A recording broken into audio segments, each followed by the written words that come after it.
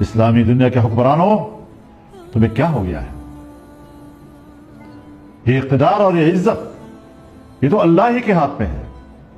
جب چاہے تمہیں اقتدار سے اتار دے، جب چاہے تمہیں اقتدار دے، جب چاہے تمہیں عزت دے، جب چاہے تم سے عزت کی چادر چھین دے۔ پھر تم امریکہ کے سامنے کیوں سرنگوں ہو؟ تم ایک انسانی قوت کے سامنے کیوں سرنگوں ہو؟ تم نے تو کلمہ توحید پڑھا ہے۔ توحید کا تقاضا صرف اللہ کے سامنے جھکنا ہے، لیکن اسلامی دنیا کا حکمران امریکہ اور مغرب کے سامنے جھک رہا ہے۔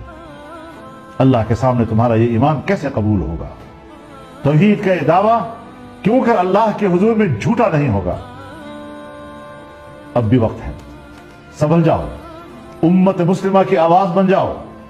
امت مسلمہ آج بھی ایک ہے، ایک صف پہ ہے، لیکن ان کے حکمران ان کے جذبات کی ترجمانی نہیں کر رہے ہیں۔ وہ